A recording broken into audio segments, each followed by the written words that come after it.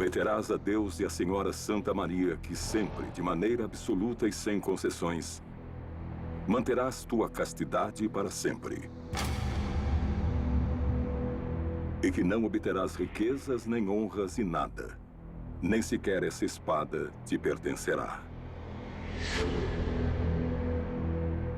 Que servirás a Deus como o mais pobre dos mortais, e que renunciará à vossa vontade até o fim dos dias.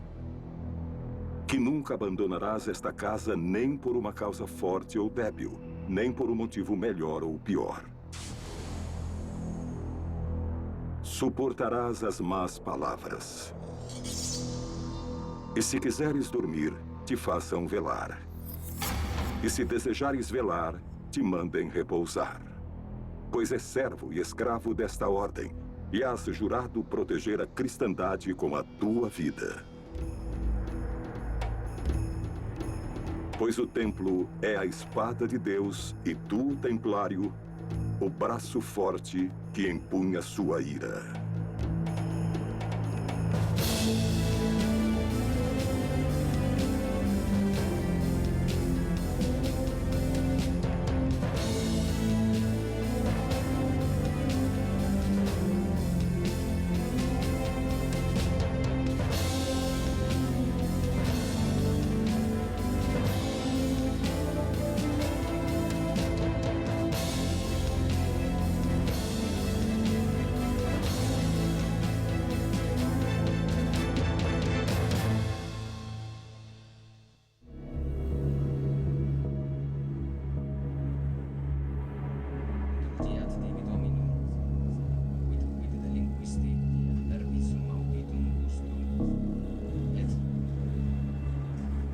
Não é a lepra, nem a peste.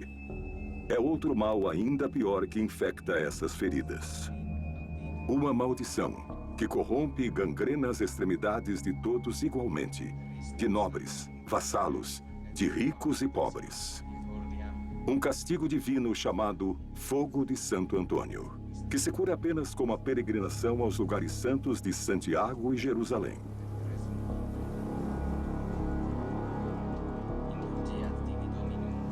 Essa mulher não suportará o longo caminho. Para ela, já é tarde demais. Recitará 1000 vezes todas as orações. Abraçará amuletos e atenderá a conjuros e preces. Mas o frio intenso e as mentiras acabarão consumindo tudo. Tudo, menos sua alma.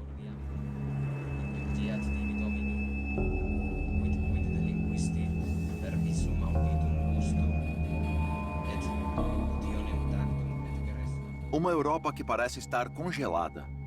Mais do que chamar de Baixa Idade Média, poderíamos chamar de o amanhecer da civilização cristã. No final do século XI, o que encontramos é uma sociedade que está relativamente feudal. Temos o Nosso Senhor, que governa todos esses territórios. Temos uma série de pessoas que trabalham para ele, são seus servos. A nobreza e o clero estão em um nível privilegiado, enquanto os braçais, os plebeus, se encontram em um patamar inferior na escala social.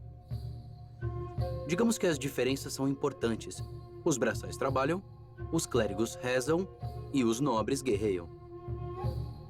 No final do século XI, pouco antes da Primeira Cruzada, a Espanha não existia.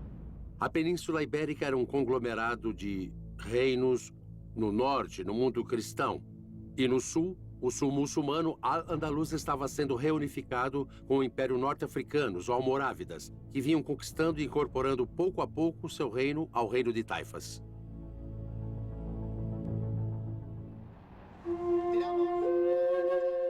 Não, tu não és o senhor mais rico, nem o mais poderoso destas comarcas. A colheita não foi precisamente a mais celebrada dos últimos anos. E as incursões do inimigo muçulmano são cada vez mais desavergonhadas. Os dízimos são cada vez mais escassos, e a enfermidade devora o que logo será o cadáver de tua esposa. Não, senhor de Verdun, tu já não pode garantir o futuro de todos seus filhos varões. Na Idade Média, em um senhorio feudal, o normal era que as propriedades, a maioria delas, fossem herdadas pelo filho mais velho, o filho primogênito. O terceiro filho quase sempre era entregue a um mosteiro ou a uma abadia para que fosse educado na disciplina eclesiástica. Artal é o mais jovem. Hoje vais dizer-lhe o quão importante é para ti. Vais falar-lhe do valor, da honra e o significado de vosso nome. Cuidarás de lhe explicar por que sua mãe não chegará a superar essa enfermidade e por que um de seus irmãos, e não ele, será quem herdará teu castelo. Fará com que ele saiba que, apesar do tanto que te custou tomar esta decisão, hoje mesmo negociará seu futuro com uma delegação de monges, e amanhã, ao raiar do dia, partirá com eles para ingressar em um convento.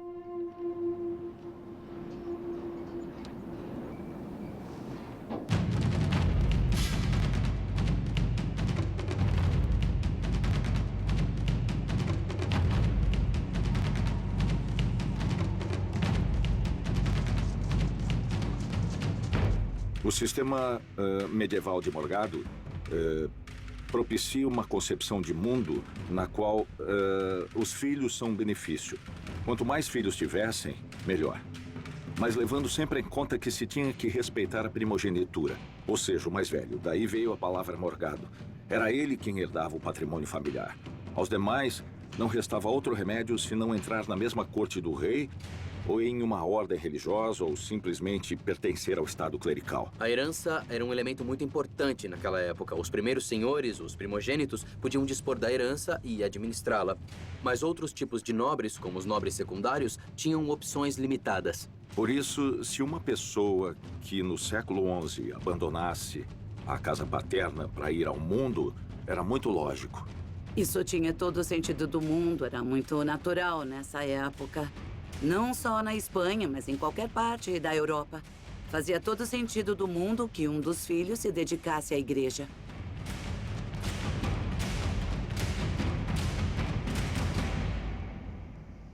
Nessa época, a igreja e todos os mosteiros eram quase um estado dentro do estado. A igreja tinha sua própria hierarquia, suas próprias normas e uma série de propriedades que lhe rendia grandes benefícios. Era muito comum nessa época que houvesse acordos entre um senhor e a igreja para que sua filha ou algum de seus filhos entrasse para a congregação e que deixasse alguma propriedade para que se pudesse manter essa pessoa. Assim, todos se beneficiavam. O nobre garantia o sustento e uma ocupação para sua vida. O grande senhor se livrava do problema, que poderia advir, por exemplo, por ter um filho desocupado. E a ordem religiosa recebia privilégios à medida que, para que esse nobre entrasse na ordem, o grande senhor deveria fazer uma doação ou entregar algum tipo de presente, entre aspas, que a ordem o aceitasse para cuidar desse terceiro filho.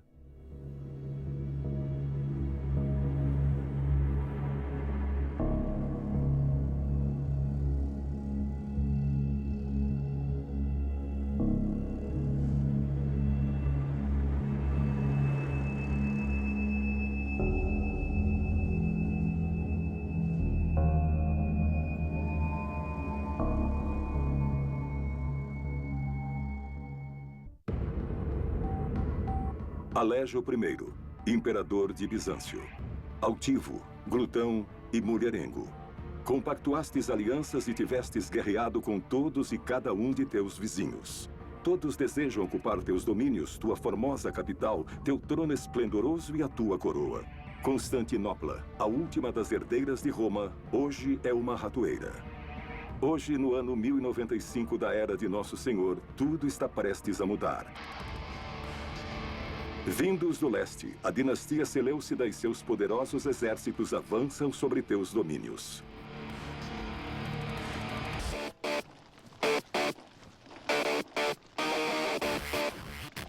Não tem soldados bastante para fazer frente a esta força.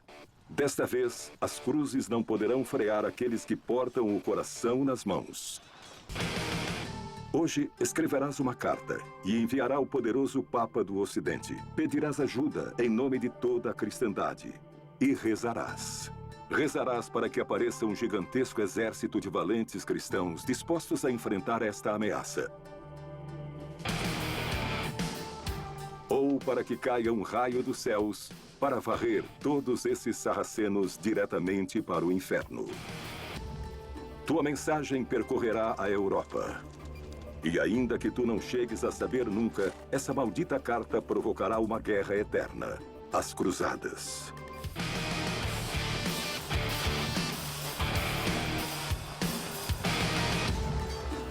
Sim, seguramente foi Alejo I, com essa carta, que desencadeia a ideia de que a cristandade tem que fazer algo para evitar que os muçulmanos sigam avançando para o Ocidente. Provavelmente, do ponto de vista da grande política internacional, essa carta desencadeou todas essas questões. Os livros de história falarão de ti, Alejo. Dirão que fostes um astuto político que soube manter a salvo o Império de Bizâncio. Para mim, continuarás a ser um glutão.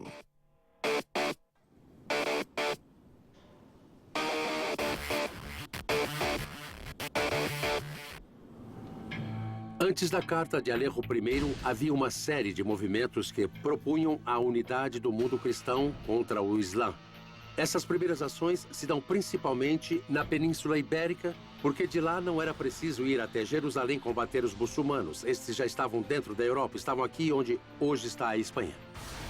No ano de 1085 da Era de Nosso Senhor, Afonso VI, rei de León, havia tomado as praças de Coimbra, Madrid e Toledo. Pouco depois, um forte contingente almoravide desembarcou na península para socorrer seus irmãos muçulmanos, derrotando os leoneses na Batalha de Sagrajas. No ano de Nosso Senhor de 1094, Rodrigo Dias de Vivar el Cid conquistaria Valência. Nesse momento, a Reconquista se encontrava em uma fase relativamente inicial. Embora já faça mais de 3 séculos que falamos da chegada dos muçulmanos à Península Ibérica e de que já tivessem recuperados territórios importantes, produziu-se o que foi chamado de pré-cruzada. A Europa toma consciência do processo de reconquista, toma consciência de que os muçulmanos estavam aí do mesmo modo que no Oriente e que também deviam ser combatidos.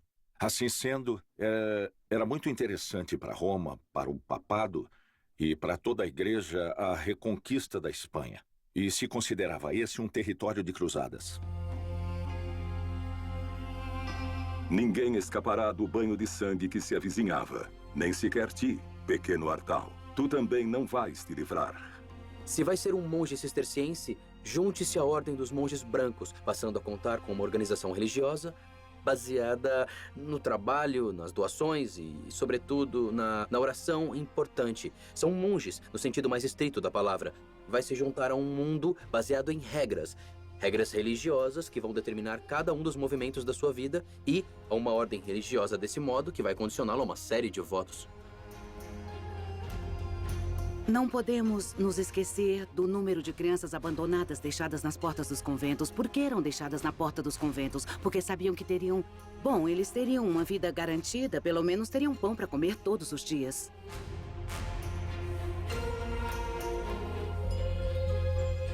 A regra de São Benito prevê a possibilidade de que os pais possam levar seus filhos ao monastério para serem monges. São Benito fala deles, São Benito fala dos meninos. Mas esses meninos não seguiam estritamente o ritmo monástico.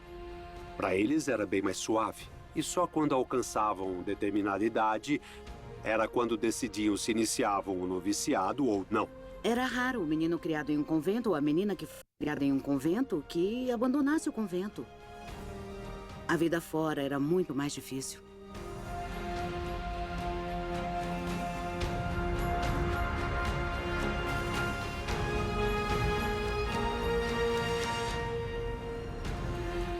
Confia nesses monges, Artal. Eles farão de ti um homem sábio e temente a Deus. Ensinar-te-ão a orar e a viver do trabalho de tuas mãos, pois a ociosidade é inimiga da alma. Rezarás 8 vezes ao dia e comerás uma vez. E não sentirá necessidade de sair deste monastério. Isso não convém de forma alguma à tua alma. Jurarás obediência ao abade e aos teus irmãos. Prometerás ante a Nossa Senhora Santa Maria que sempre, de maneira absoluta e sem concessão, manterá para sempre a tua castidade. E que servirás a Deus como monge e como o mais pobre dos mortais. Os 3 votos eram voto de obediência, de pobreza e castidade. Os votos, por que o fazemos? A finalidade última do voto é acompanhar Jesus. Queremos acompanhar o Senhor Jesus. Ele aparece no Evangelho vivendo na total pobreza, vivendo em obediência e vivendo em castidade. Aí o religioso diz, quero servir como Jesus. Tudo isso é, como dizer, duro. É duro porque, bom, dessa forma, parte da ascese, da luta, do combate. Eu sei em quem me fiar e a São Paulo eu também digo, eu me fio no Senhor. O voto de pobreza supõe que eu, ao me incorporar à comunidade, renuncio à capacidade de possuir bens pessoais. E se eu sair do monastério, ao sair, eu não tenho direito de pedir nem um centavo pelos 20, 25 ou 40 anos que se passaram. O ato de pedir do pobre tem outra dinâmica espiritual para enfrentar o desnudamento que, às vezes, é duro. Posso comer e posso cear e tenho uma cama em que dormir e tenho o suficiente para viver. Talvez o voto mais forte seja o da obediência, porque, logicamente, é onde a liberdade está em jogo.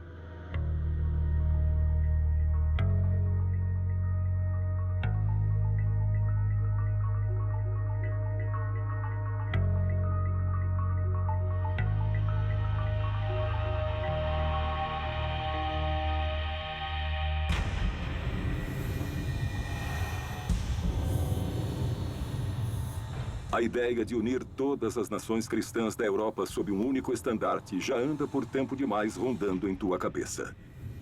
E essa carta, reclamando tua ajuda, chega em momento muito adequado. Parece ter caído dos céus. Sois Urbano, o segundo, o Papa de Roma. Quem melhor que tu para liderar essa união de infantes, reis e cavaleiros contra os inimigos de Deus? Hoje te armarás de valor e vais declarar a primeira das muitas cruzadas que estão para vir. Urbano II era um papa muito peculiar. Provavelmente tivesse gostado mais de ser o general que dirigia umas tropas ou um exército do que o pastor dos cristãos. O pastor dos católicos, que é o Papa de Roma.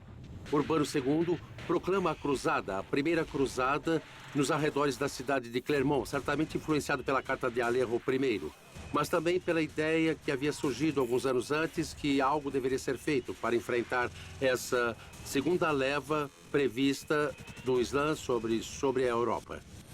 Nas cercanias da cidade de Clermont, haviam se reunido milhares de fiéis dispostos a deixarem-se seduzir por tuas palavras. Fale-lhes de todas as atrocidades que estão sofrendo nossos irmãos cristãos no Oriente.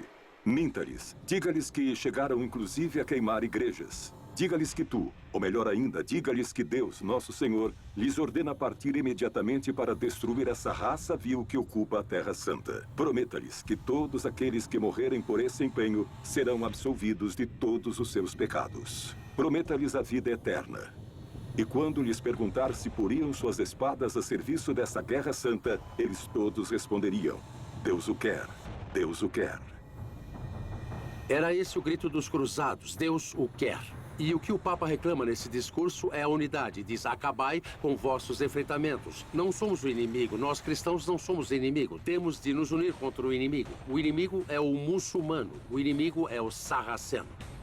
O Papa Urbano II chamou às armas os europeus para irem defender e libertar a Terra Santa.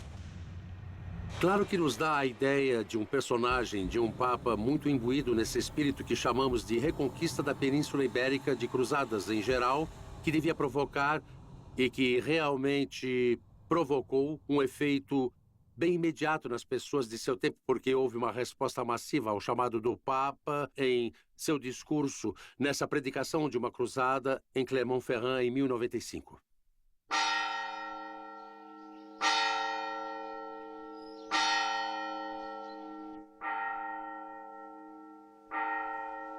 Acorda, Artal. Tocam a matina. E não pode chegar tarde. Para manter a ordem estrita que rege esse monastério, temos de seguir ao pé da letra cada um dos 73 capítulos da regra de São Benito. Aprenda-a. Ela te dirá quando orar, quando trabalhar e quando repousar.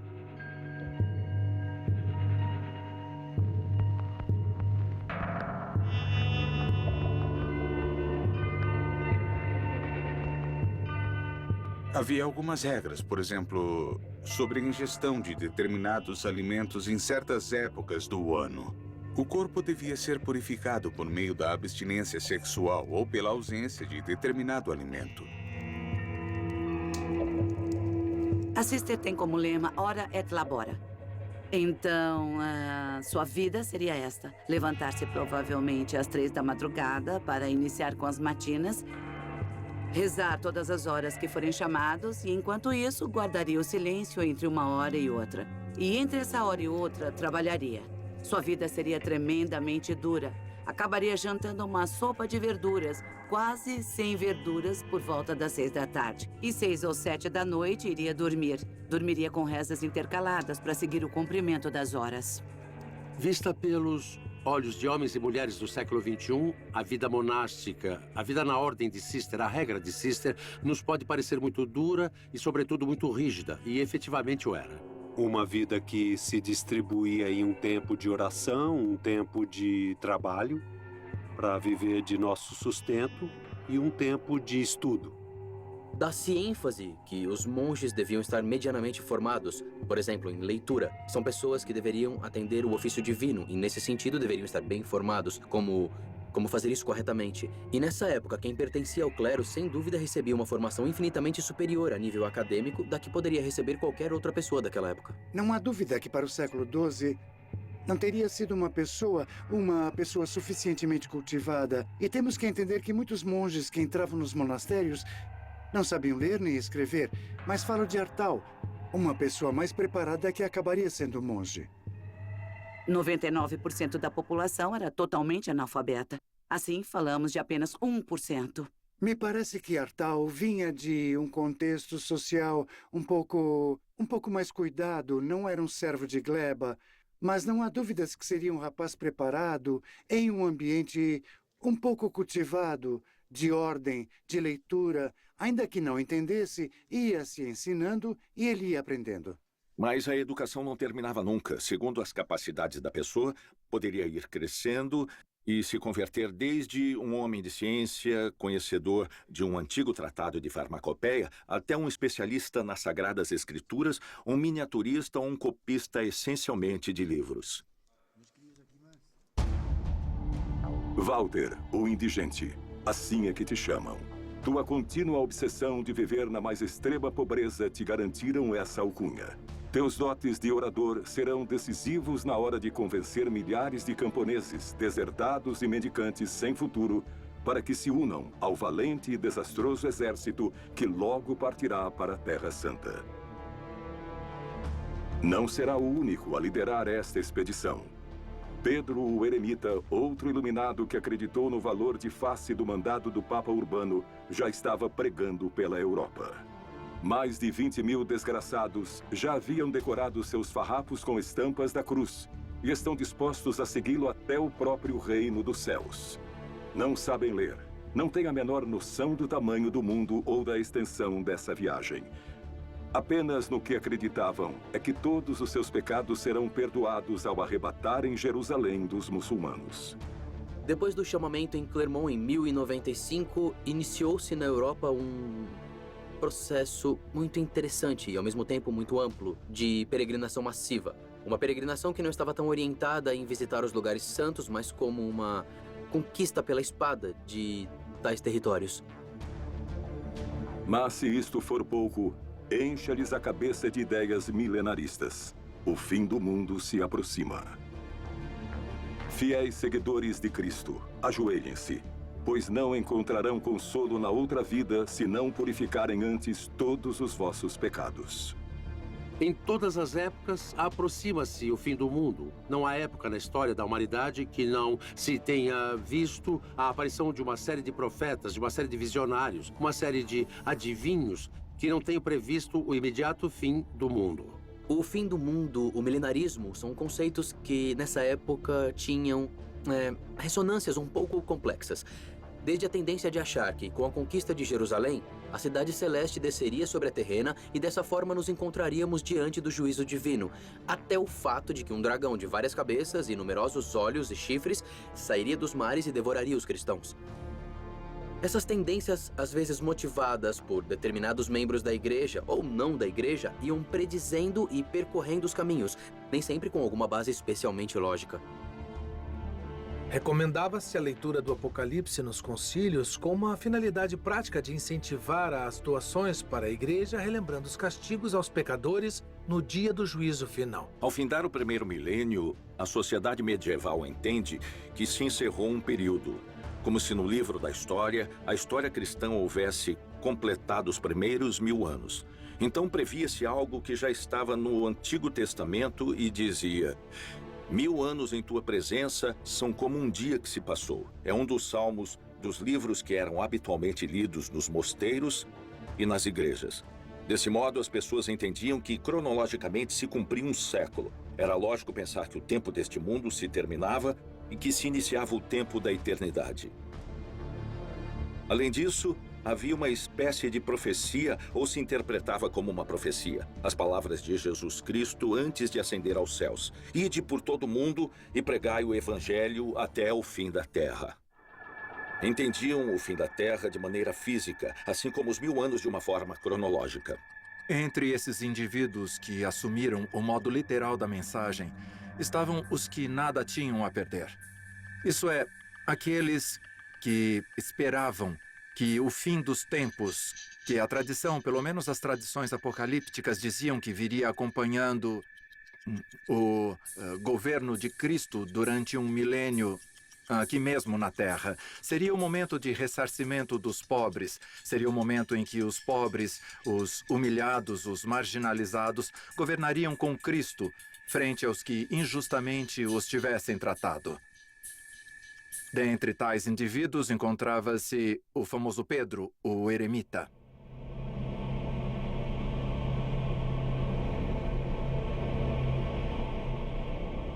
Pedro o eremita, que era um louco, um iluminado, um homem convencido de seu caráter messiânico, que teria sido designado provavelmente por Deus para encabeçar um movimento que acabe com o Islã e com os muçulmanos hereges, os filhos do mal.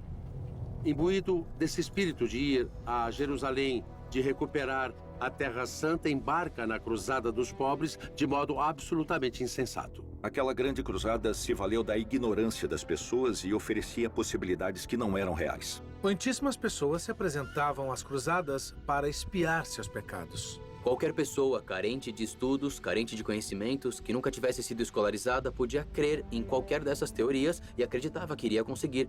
Isso é um dos grandes componentes do milenarismo e que motiva os movimentos cruzadistas e que motiva todas essas peregrinações. Portanto, mesclavam-se muitas coisas. Se mesclou o fanatismo, o crescimento da população e o fato de que na Espanha a reconquista também se considerava uma cruzada, estava muito avançada. Era gente mal preparada. Ainda que tivessem muita fé, não tinham instrução militar, nem sequer possuíam a caridade cristã que os impelia a libertar a Terra Santa, porque fizeram grandes maldades, porque cometeram também enormes crimes e acabaram sendo dizimados no caminho para Jerusalém.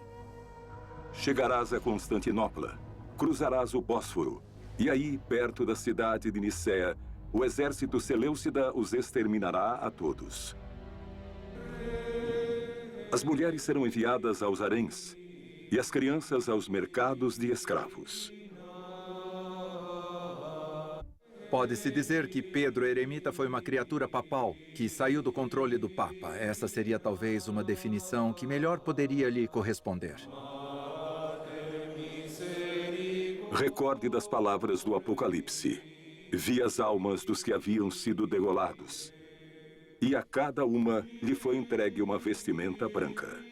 Os cistercenses vestiam branco, adotaram o hábito branco como símbolo da pureza, como símbolo também de pobreza e, ao mesmo tempo, como símbolo que representa a luz de Deus, uma luz branca, uma luz que não tem cor.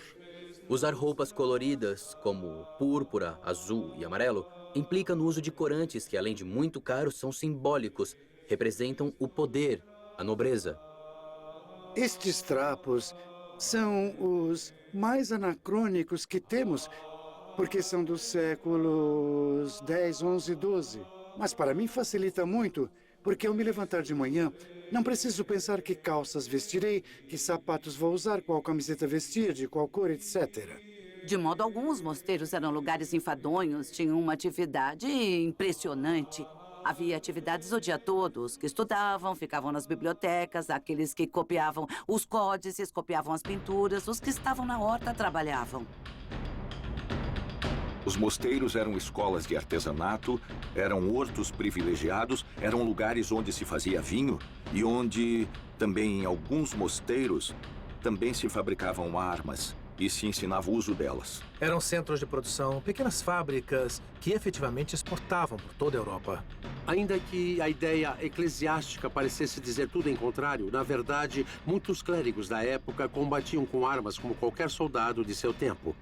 Inclusive, havia muitos bispos que eram muito famosos por serem combatentes extraordinários, soldados que manejavam muito bem as espadas e as lanças. Aprendia-se desde o manejo de espadas até montar o cavalo. E não só isso, ensinava-se a fabricar uma bombarda, que era um dos canhões mais originais e mais primitivos a usar fogo grego e usar a pólvora, tudo isso.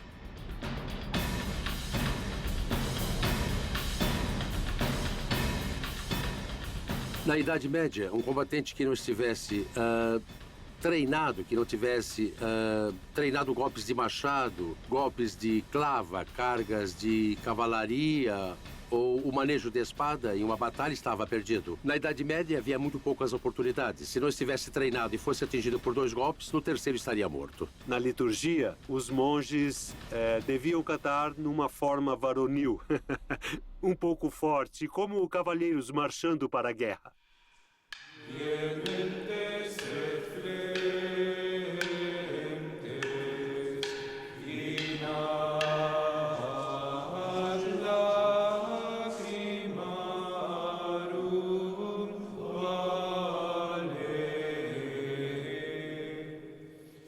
A cruzada de Walter o Indigente e Pedro o Eremita não foi debalde.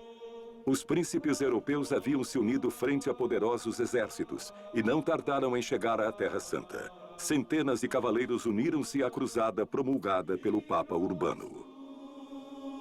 Houve chefes de exército organizados, exércitos feudais, que decidiram seguir os passos de Pedro o Eremita.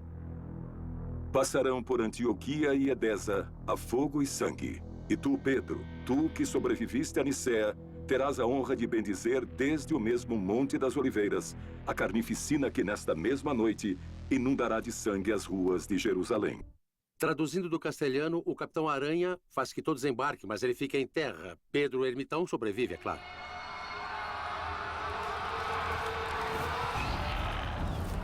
Jejuareis por 3 dias. E assim como Josué fez em Jericó, marcharão descalços em procissão ao redor da cidade. E ao final de 9 dias, pela graça de Deus, suas muralhas se dissolverão. Construirão poderosos aríetes e torres de assalto.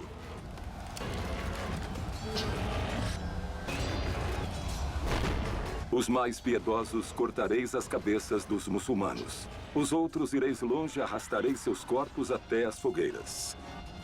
As ruas e praças de Jerusalém se encherão de mãos e pés cortados. E se derramará tanto sangue que os cadáveres nele flutuarão. Jerusalém, o destino da primeira cruzada, o objetivo fundamental dos cruzados, foi conquistada em 15 de julho do ano de 1099. Durante 3 dias e 3 noites, queimareis sinagogas e mesquitas. Os mais covardes matareis aos anciãos, às crianças e mulheres. Os mais soberbos colocareis coroas de ouro no mesmo lugar onde Cristo portou uma de espinhos. E quando não restarem mais infiéis que maltratar, os levarão em penitência até a igreja do Santo Sepulcro para a cerimônia de ação de graças.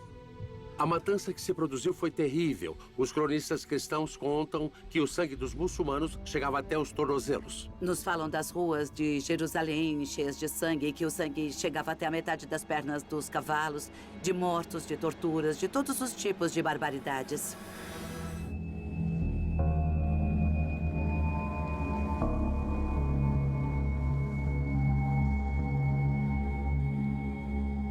O desfecho das cruzadas é muito triste, em todos os sentidos. Representa um dos grandes fracassos da humanidade. Desde Roma, te manterás adiante do avanço de tua guerra santa, a primeira de muitas que estão por vir. Mas tu, Urbano, tu morrerás 14 dias antes da Batalha de Jerusalém. Nunca saberás se a Terra Santa chegou a ser liberada, e eu também nada direi.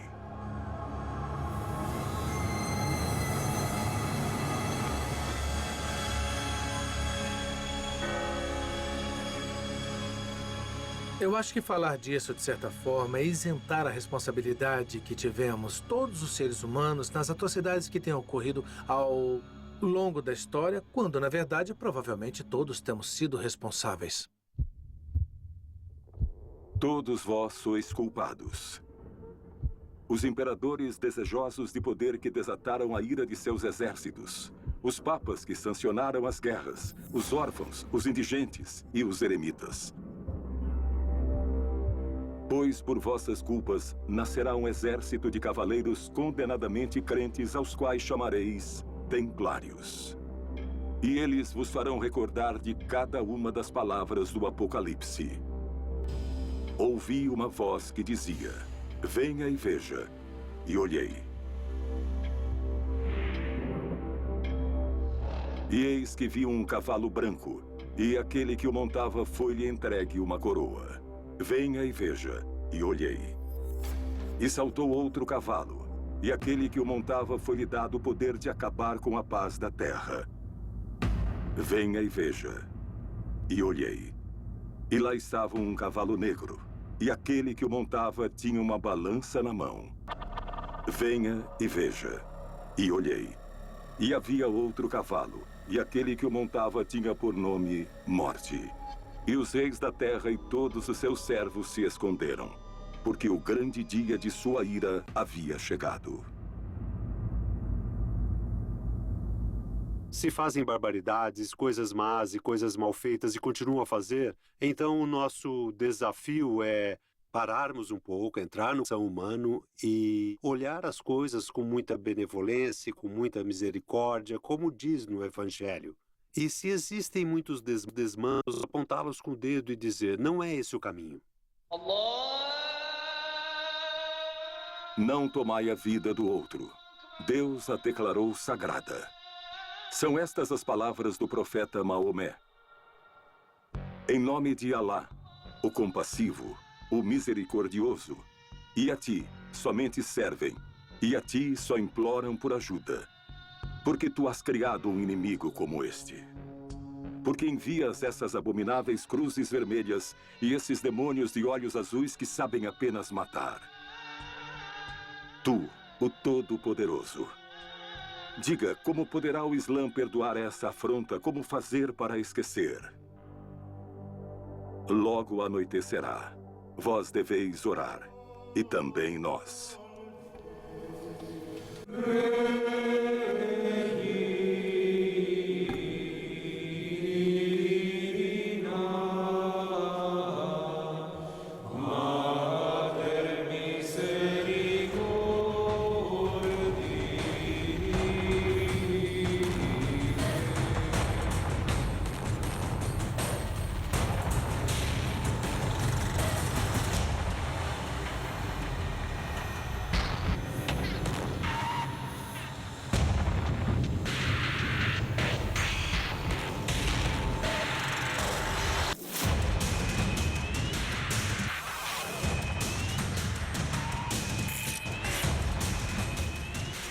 Então eles colocaram Artal deitado no chão, porque São Benito disse que quando se comete uma falta, uma maneira de humilhar-se o monge é deitá-lo no chão, enquanto a comunidade passa por cima do irmão.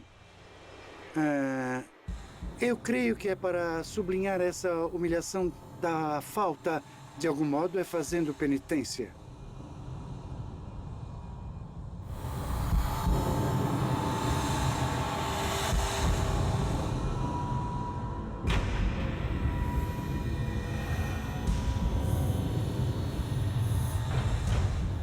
Em minha etapa como mestre de noviços, uma coisa que os jovens costumavam me dizer bastante quando chegavam no final do ano era: mas eu não era assim. E eu dizia: como não eram assim? Claro que eram assim, mas não percebiam na ocasião. Não conseguiam descobrir o que eram realmente. E quando alguém vai descobrindo quem realmente é, tem que se enfrentar. Não se pode justificar nem fugir, tem que se enfrentar. E nesse sentido, isso é uma batalha do próprio coração, mas que tem uma grande recompensa.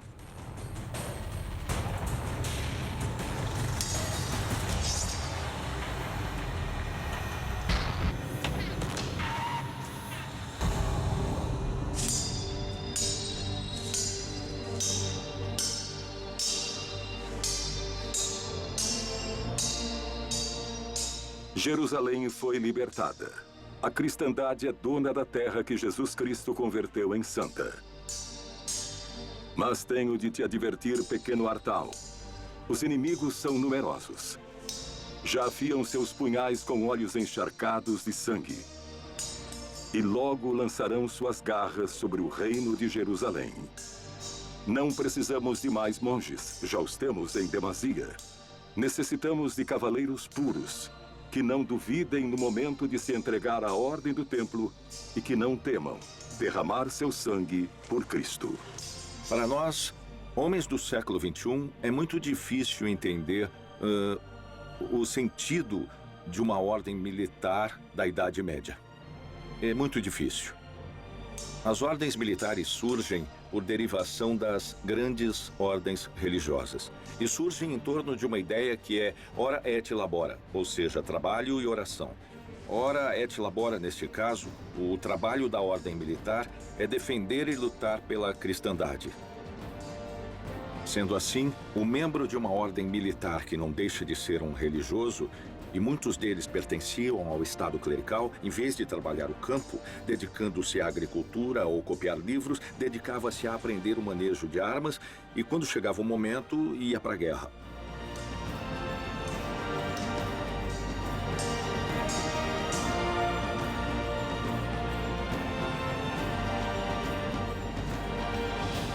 Artal feliz?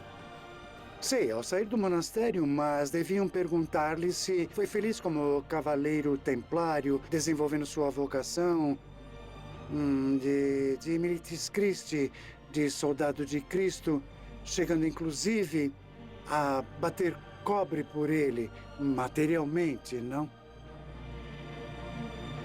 Ser templário implica em um salto de fé que hoje em dia não se poderia dar. Estamos falando de um nível de sacrifício que hoje em dia ninguém daria. É um passo muito difícil de dar. Um templário consagrava sua vida a um propósito que transcendia a vida terrena. Imagina o quanto soava duro e o quanto era belo.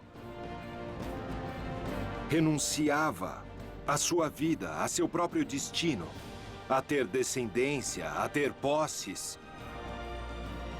E se entregava por convicção própria a um propósito maior, ao que podia oferecer à humanidade, que era servir a Deus.